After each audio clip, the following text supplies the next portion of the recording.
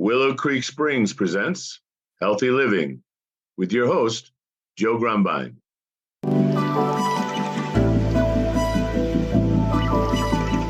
I'd like to welcome you all to the Healthy Living Podcast, and I am your host, Joe Grumbine, and I have with me a very special guest today, and her name is Dr. Denise Cantin, and I've known Denise now for, it's been, I don't know, probably 8 or 9 years, 7, 8 years, been a while. Yeah, since about 2014, really. So yeah. Okay. So there we go. Yeah. And I met Denise through advocacy work that I've been doing on my own behalf and on behalf of many others. And that has to do with the cannabis world. Well, this is a Healthy Living podcast. And for all of the new listeners, this is really what it says. It's a gigantic, broad spectrum topic that I think is important enough because it affects every single one of us. There isn't a human being on this planet that doesn't have a desire to be healthy. And that affects every cell of our being. It affects every molecule. Mind, body, spirit, diet, exercise, medicine, technique, practices, all of it. And so this is sort of my cast of characters I'm introducing. Dr. Cantin is an osteopath, which is something not everybody even knows what that's all about. So Denise, why don't you at least introduce yourself and tell us, what brings you here? I am very happy to be here. My name is Dr. Denise Cantin. I'm an osteopathic physician who was trained in osteopathy and family practice at the Texas College of Osteopathic Medicine in Fort Worth. I've been involved in the medical field now for over 40 years. And I had a practice originally doing family practice and a lot of musculoskeletal work because as osteopaths were trained in manipulation as well as drugs and surgery. And from there, I developed a rather severe illness and ended up having to stop working for 20 years. And Wow. then recovering from that by using a lot of the techniques that we can talk about going forward, I was able to get back to work and now became involved in the cannabis field. So I've been doing cannabis medicine, doing a lot of work with cancer patients and chronic pain, musculoskeletal injuries, and helping people with their overall health and, looking at things like diet and what they're doing to support themselves mentally, things like that. So that's where I am now. It almost sounds like you're a little bit more involved in a patient's experience and just finding the box they fit in and prescribing the known treatment. Yes, well, I think part of that is because a lot of the patients that I deal with and have seen in the past deal with a lot of chronic pain, chronic illness, as compared to an acute situation, like one came in with a bloody nose, it'd be a whole different story. Right. But by the time I see people, they've been dealing with things for years, and medicine and drugs are not good when it comes to trying to resolve a long-term illness. I mean, you keep treating the symptoms of it, but you never get to the root cause. And I like to go deeper with patients. Sometimes we talk about the spiritual. Sometimes, we'll talk about the biological. We're not all created biochemically equal. We're all very different. There's no average person. So, That is so huge, though, because doctors, again, I can say some stuff. Clearly, folks, I am not a doctor. I am not trained in medicine.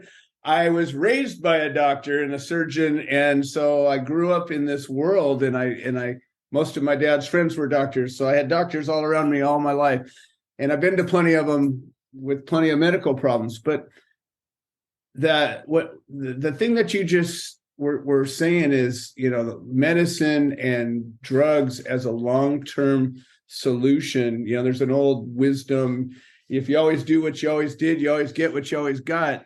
And that's kind of what drugs do. They do the thing they did, and then over time they do it less good because you get used to them. But what they generally don't do is fix anything. They generally don't heal you. And like you're talking about, spending time with people, and the kind of the cool thing is we have this dynamic, because you're a doctor, so you can say certain things I can't say, but you can't say certain things that I can.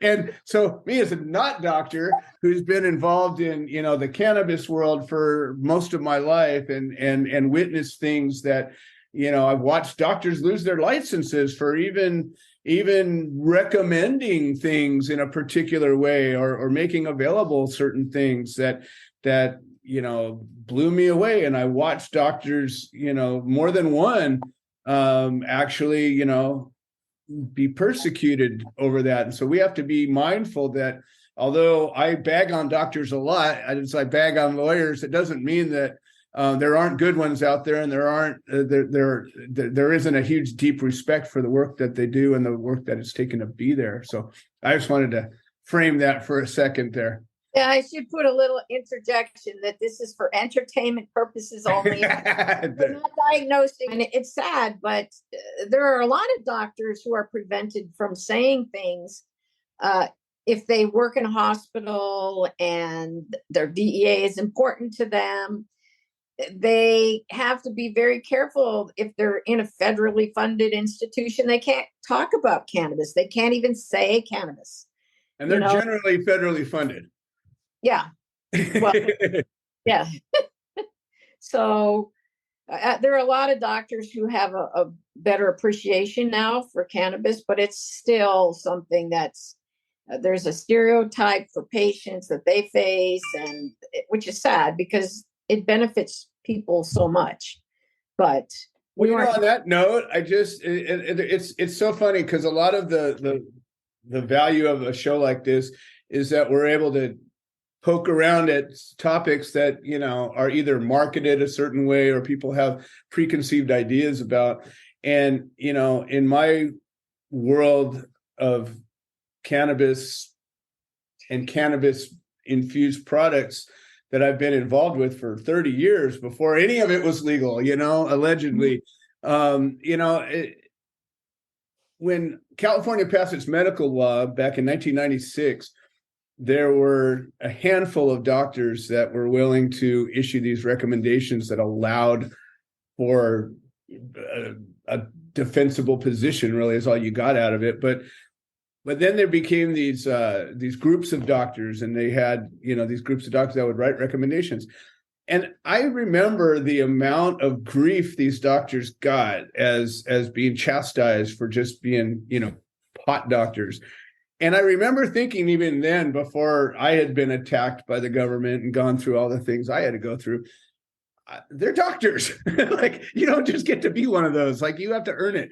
And it's not easier. Everybody would be one. And so, the fact that they were willing to risk their licenses, their livelihoods, and even their freedom to do that. And I always thought of them as pioneers, like some of us that were out there pushing the envelope and making things available to people that technically weren't, today federally nothing's legal. And even the things I'm saying could be used against me if the right person decided to point it at me. And I'm aware of that, and I don't take that lightly. But meanwhile, we have doctors that actually put their necks out and went after that. And I don't know, just things I want to give that the respect I think it's due, that in many cases it never was gotten. So I'll throw that out. Well, I can just make a comment here to you. It's not like when you just said that doctors go after that. Sometimes, like in my situation, I didn't go after doing cannabis medicine. It got me. I had just come out of a lot of retraining that I did, and I was intending to go back to family practice and do family practice. And, I was sitting there on one afternoon, and after finishing the program I had done, I wanted to get back to work and I wanted to get going, but I wasn't having much luck in finding things that I wanted to do out there, or an application for a place that I wanted to go. So I finally just called on my father, and who's passed away. And I said, hey, look, I need some help here, help me out and help me get a job now. And then I just let it go. And within a few hours on a Friday afternoon, I got a call, to go practice in Sacramento. And I was like, oh, that's great. What will I be doing? And I was thinking family practice, Oh, well, no, we need some help with cannabis. And, we're looking for someone in cannabis medicine. And I'm shocked. But what did I have to lose? I believe in cannabis. I had used it in the past for pain. So I just went and stepped into it, and I've never looked back. Once I started doing cannabis medicine and hearing stories from my patients, how it's changed their lives and how it's saved them with things that couldn't be done with drugs, I was just amazed and decided that I really didn't want to go back to pushing prescriptions, and ended up doing cannabis medicine for the last 8-10 years. Wow. So you came from a place where you recognized its value, but never would have thought on your own initiative to go out and pursue that sort of a path. But it came a knocking after you went and reached out beyond, huh? Yep. I love it. Think for me, one of the things as I've grown as a physician, and when I think I have a holistic approach, which is really just an attitudinal approach to medicine, and it incorporates things like the individuality of your patient and your doctor-patient relationship, as well as all the other things like the biological, the psychological, the spiritual, all those things coming together. And when you start looking at that and trying to help people with disease from whatever perspective you need help with at the time, it's just an amazing toolbox to really help people to get to the bottom of what they're dealing with and to get better and more functional in life. So that seems to me to be such a powerful approach. And you talk about the individual need, to assess and diagnose and treat every single person, which to me is, I'm always telling people, as I can't give medical advice, I can give practical advice. And I can say, look, my experience is that go pay attention to yourself and figure out, where you're at. And then you can maybe determine if something you did something. Like, we have so many chemicals going on inside of us, even if we don't take pharmaceuticals, that it's hard to know sometimes if something is helping or not, because you got so much going on. And when you have this sort of cookie cutter pharma approach to Western medicine or allopathic medicine, and then if you know anybody who's over 50 and you ask them about their meds, generally every single person has a toolkit of prescriptions that they're on, and each one of them is a powerful drug in and of itself. And then you mix two of them together and they do something different. You got this whole chemistry set going on, and I don't know how anybody figures anything out. So you're talking about a practical approach and getting to talk to these folks. And I guess I should ask you talk to them about their diet and their sleep and their stress levels and all those kind of things. Yeah.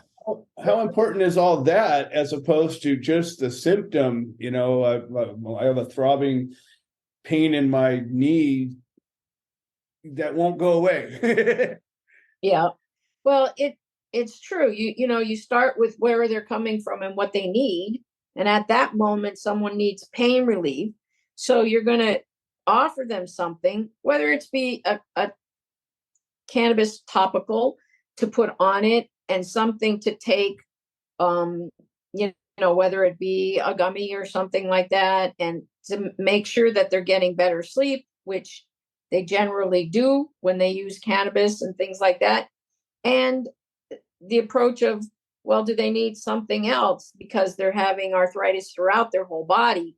And it's a major autoimmune and inflammatory response.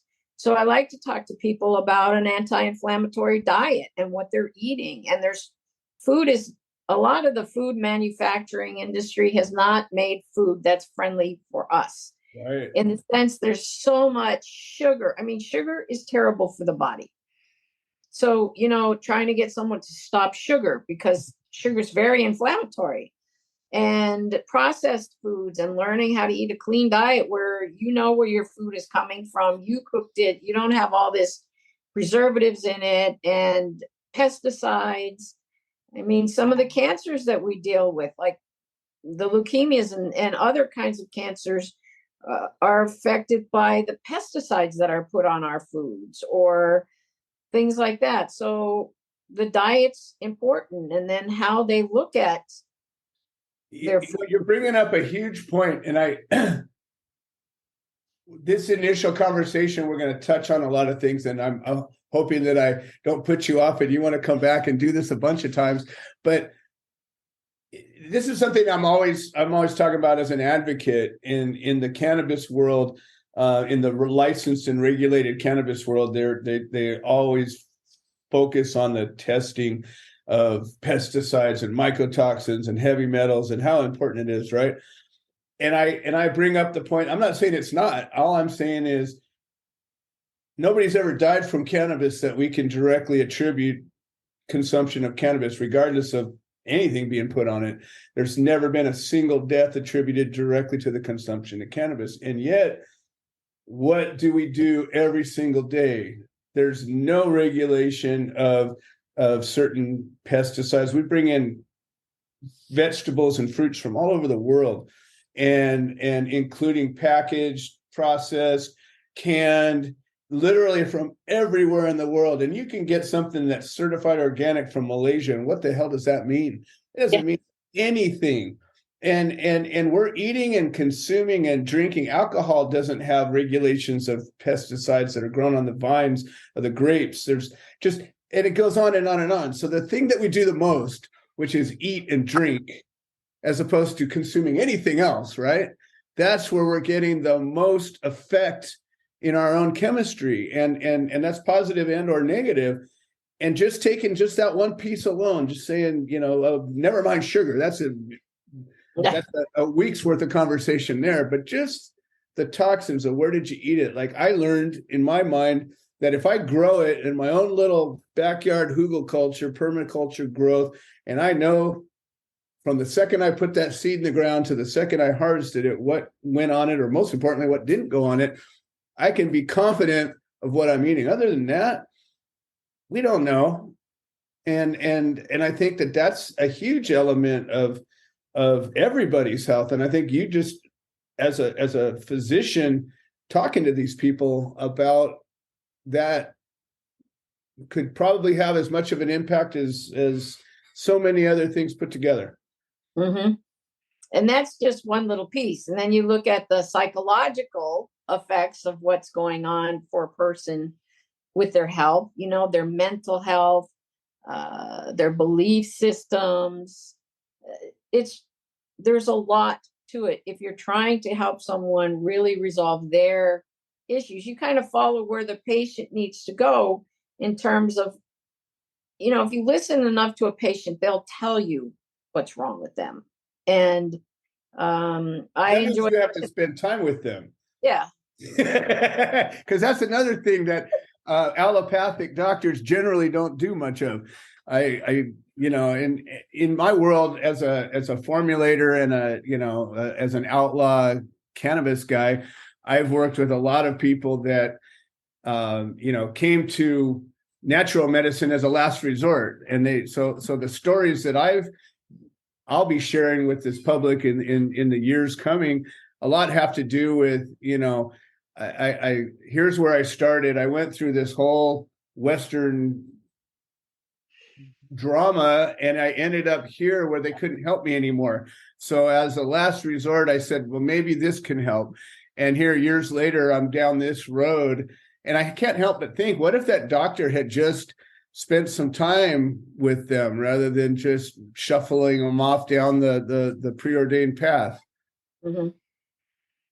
Well, it's difficult in medicine nowadays because, unfortunately, when I first started, it wasn't the best, but you could have time with people, and you didn't have insurance companies hanging over you because you worked for the HMO and they're watching your 10-minute appointment and you're not producing. Or, what's happening now is very difficult. I don't work in that system anymore. So I'm lucky, because if I want to sit there and talk to a patient, I'm just going to do it, and if someone wants my help and reaches out, then I work with them. So that likely limits the amount of have that. right. Like, you have to. They just don't give you time and space, and So it seems to me that people would come to you with a pretty broad range of issues. Like, it seems that allopathic doctors tend to specialize. And, it used to be you had a general practitioner or a pediatrician, or, the sort of general doctor that would kind of do a lot of things. And nowadays everybody's an ist of some sort. And it seems that you've still got a fairly broad reaching practice. I can say that since I've been in the cannabis industry, I've seen things that I never studied in medical school. They're so complicated. And you're right. Usually the people I see are at the end. They've tried everything. They don't want it. They're tired of the drugs. The drugs aren't working. Or, even if someone's got cancer and they want to treat it in a natural way, the things I see are much more complicated than when I first started out in medicine. And most doctors don't deal with all the different things that I see doing cannabis medicine. And I'm wondering, you talked about diet, you talked about psychological effect. I'm sure sleep is a big part of that. Mm-hmm. And you even mentioned, that you're not opposed to drugs and traditional treatments as they're needed. So, it almost seems that, you've got every tool in your box rather than just a handful of them. Well, let's just take one little thing, and that's pain, chronic pain. We can all just hand someone opiates, and they get addicted to those opiates, and then we have to shut them off, and now they're a drug addict. Or, you can go the route of giving someone a pill for that. You can also go the route of, all right, what joint are we dealing with? Getting the physical therapy, using topicals so that it relaxes the muscles. And, by using cannabis, they can relax their muscles, they can feel less pain, they can move better, they can exercise. And it's just a different approach. And the notion with cannabis, one of the biggest problems with it in life is that, the government has really limited and restricted the research that's been able to be done until fairly recently in other countries mostly. And so now that they're finally starting to, get some studies that are coming out, this is something that I always I like to talk about, because I think it's important that when somebody cites a study, what does that really mean? Different groups study different things for different reasons. A lot of groups will study something to prove something or disprove it. And a lot of times they'll only look at the evidence that does that. And cannabis is such a complicated plant. And, there are plants that contain, I've been working with different herbal treatments for, long as I've been working with cannabis, over 30 years. And I'm no expert at all. I'm just a guy who's done a lot of different things. But some herbal plants, and by that I just mean a useful plant, contain one primary constituent that we know as being helpful. Some contain 5 or 6 or 10. Cannabis has got over 100, more than 200. that we know of. Didn't I read somewhere that there were like 400 cannabidiols in Something like that. Yeah, we don't even know. And uh, so that's the part that blows me away. Like, we know that more than 10,000 years, the human species has recognized this particular plant as being beneficial. They found, traces of it in Chinese mummies and Ice Age travelers, had those seeds with them and not other seeds. Why is that? Well, for whatever reason, they determined it was valuable, and food, fuel, fiber, medicine, whatever you want to say. At the end of the day, we don't have any way to know what they were thinking, other than that they had a little pouch that had this particular plant in it.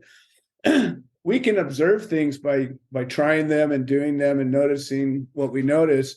And then we can test for certain things. But my contention has always been that in order to really do the research needed to really verify, cannabis medicine, it's going to take years and years and years because of the specialized, detailed experiments that have to be conducted and replicated. So what are your thoughts on these studies that keep coming out? Well, I don't see us doing a lot of work, really. I don't see that we're allowed to yet. And a lot of the stuff that is going on, it's being done with CBD products, I think. There are some with THC, but, one of the limitations is that to do research on cannabis, you have to use the government's supply system. And is that still coming from the University of Mississippi? I don't know. Where they grew the best stuff, right? Yeah. But there are studies that have come out by the NIH that THC actually kills cancer cells. But, I can't say that on right.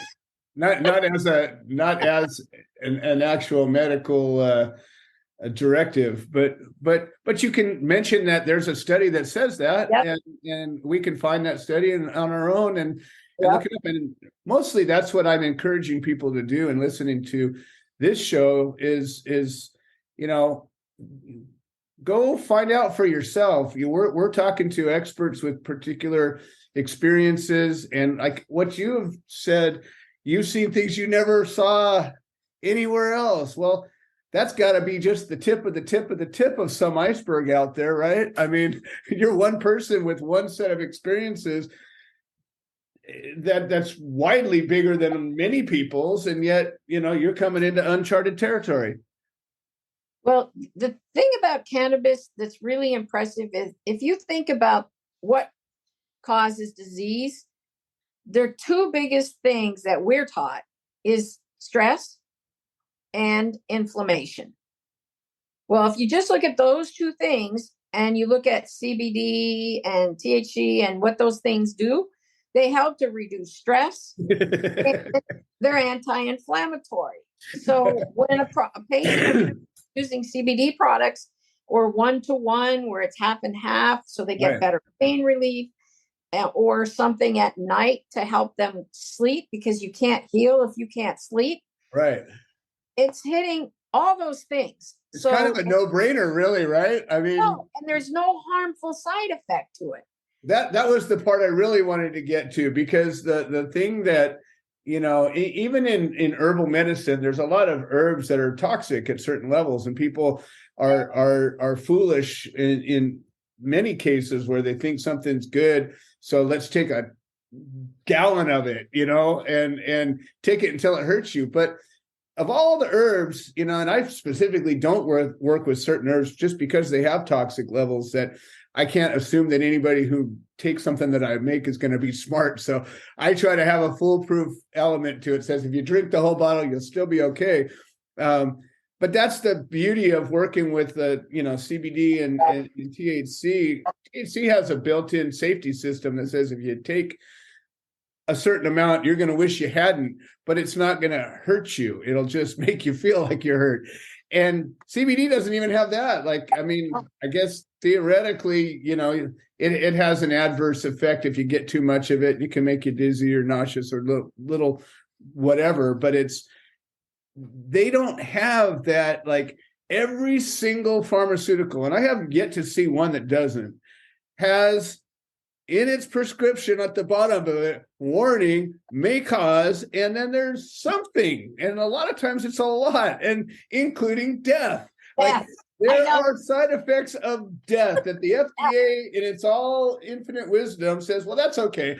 That's an acceptable risk.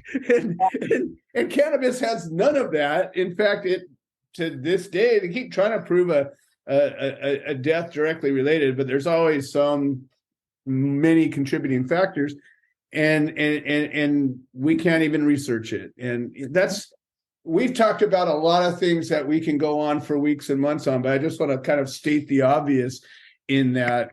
Well, let me throw in one more, because we said inflammation and stress, right? Those things are the big ones. Well, let's look at one that's still considered part of holistic medicine, spiritual, and how cannabis relates to spiritual. Sure. And one of the things I've learned over the years that really impresses me is that cannabis can help someone be in the present moment. They can have a diagnosis where they're going to be dead in 2 weeks. They've got cancer. They know they're dying. And yet they can use cannabis and all of a sudden be with their grandkids or their kids and be totally present and let that go. You know, I have wild. Yeah, I have patients that talk to me about how when they go into counseling or while they're doing counseling, sometimes if they use cannabis, it opens their mind and allows them to shift to another perspective, get out of the negative thinking. Well, there's not very many drugs that do that. No. You know, and cannabis does, and it allows people to work out for themselves what's happening. You know, years and years ago, this is probably going back into probably the early 90s, before we had a law that allowed us anything in California. I was making this tincture that was I made it as a recreational tool, and it was a liqueur of sorts that was heavily infused with cannabis extract. I still got my old recipe book. One day I have never seen anybody do anything like that yet. But anyways, I was an experimenter and played around, but I came to discover, a couple of people that were in hospice, and cancer patients, elderly, for whatever reason, they were done. Like the hospital says, well, there's nothing more we can do. We're going to send you home. And hospice is basically just pain management for the most part. It's really nothing more to it. They're not trying to keep you alive. And generally what they do is give you a bunch of morphine. And this guy in particular was a dear friend of mine, and he hated the morphine. It made him itch, and he didn't like the way he wanted to talk to you, and he was in a situation where he had lung cancer. So his lungs were compromised. He was on oxygen, so he couldn't smoke the cannabis, and he didn't really like edibles. But I had this, this liqueur, and so I gave him a little bit of that, and we had some of the deepest conversations. He says, "You've been one of the best friends I've ever had." And I thought to myself, we haven't known each other very long. We got close and we were friends, but it was that tincture that we were able to share together and connect in a way that morphine doesn't give you. Like you can't connect with somebody when you're. I've tried laudanum before as a recreational thing. Laudanum. It's an opium tincture. Oh, Victorian times they used to have laudanum as a treatment, and it's an opium tincture. Anyways, I tried it a couple of times, and it was so lovely. I says I better not do this anymore. But what it doesn't give you is mindfulness. It doesn't give you presence. It lets you go off into a very soft, lovely place where you don't feel anything. And so you're not present. Yeah, it's the opposite of being present. Yeah, you're not present. But that was the one thing that you said. And it's funny because people equate cannabis with just being spaced out, right? You get high and you're just and you're not there. But the reality is when you're using it medicinally and you're using it as a treatment sometimes we need to get away from things, and you can space out using cannabis. Trust me, I've done it plenty of times, but it can also do the opposite, which is really, I think, powerful, and maybe should be noticed more than anything, in hospice care, especially. Like, you're dying, folks. Like, you're in hospice because they don't think you have more than a couple of weeks to live, period. That's all, right? So who cares what you take? You have access to enough morphine to kill you. If you were to choose that road, you would have access to it. Why would it matter if? And I remember back then when I was first getting involved in the collective world and trying to get into hospice, because once I discovered that, I'm like, oh my God, what a beautiful thing! Like, we have this tool we could offer these people. And we had a guy who was a quadriplegic, and he was the perfect mouthpiece for our group. And he was rolling up into these hospice extended care facilities, and none of them would talk to him because they were all federally funded. And we kind of found a loophole around a little bit of it individually and whatever, but nothing. We could never penetrate it because the people that needed it most, the government got in their way and says, nope, you can't even talk about it here. I can tell you about a very particular patient who, it so happened that she went to church with my parents. So there was, a desire to help and support just because of my family and everything else. And she had been diagnosed with a recurring cancer. She originally, like years ago, had breast cancer and got treatment, radiation and chemo and everything. And then years later developed lung cancer and other problems. And she came to me because they had told her there was nothing left that they could do or try. So I said, there's nothing I can promise you. I don't have any idea, because everybody's individually very different in how they respond to drugs and cannabis. But I helped her because she wanted me to help her with the protocol for RSO and what it means. And she did what she studied herself on what's given for the protocols. And she's now clear of cancer for over 2 years when she was supposed to be dead. And she's now totally clear of cancer and off visiting her family. Yeah, I love that story, and that's a story that those of us that have put our necks out there, and we all put our necks out there in various ways, and for those of you who are just getting into this community, I've been an advocate for cannabis and the use of it for most of my life, really. But I went through a battle with the government, and now I'm an advocate for people that are going through cases and prisoners. And there's a prisoner that we're working with right now through our advocacy group, The Human Solution, that Dr. Denise has been a generous supporter of for many years. And he's in prison right now for operating a legal dispensary and a manufacturing facility, but the federal government didn't agree with what the state government said. And he's in federal prison, and he's not alone. There's many people that suffer that. But while he's in prison, I have another podcast that I do that is centered around this advocacy work. And I have a lot of prisoners that come on as guests that are calling from prison or from being freshly released. And he's called our show numerous times, and he's planning an outpatient program that will be using cannabis infused products and various compounds to help people to get off of opiates and addictive substances. And he's planning this from prison. Well, and he's coordinating. He's got some physicians involved. He's got, he's last time I talked to him was probably a month ago.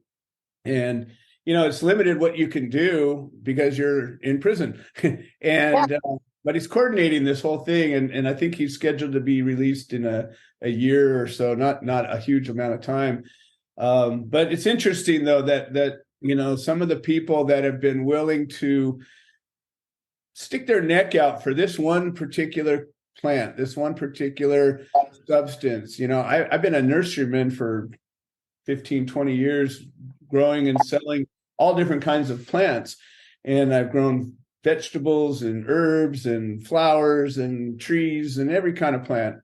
And I've also grown this one plant, the cannabis plant. I would never risk my freedom or my family or my property or any other plant because I haven't ever seen any other plant that brings to humanity what this one does.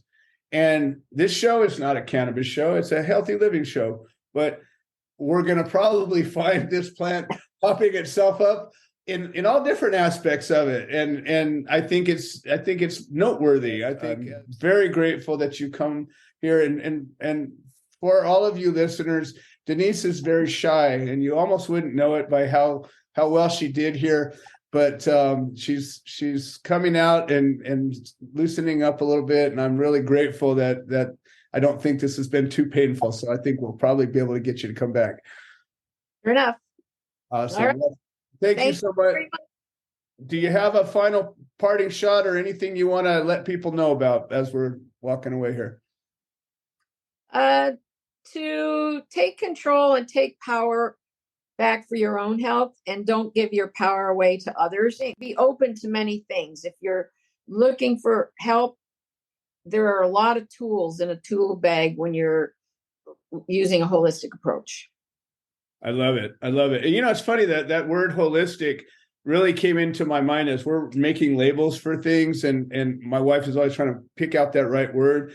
And she's talking about homeopathy. I'm like, no, that's not what we do. It's a different thing. And then we were looking at holistic and the concept of being all inclusive and like you said, not limiting yourself. I really like that idea. And I think that exemplifies what this community is all about. Dr. Denise Cantin, it's an absolute pleasure to have you join us. I'm looking forward to having you back again. Thank you very much. It's nice to join you all. Awesome. We'll talk soon. Bye-bye.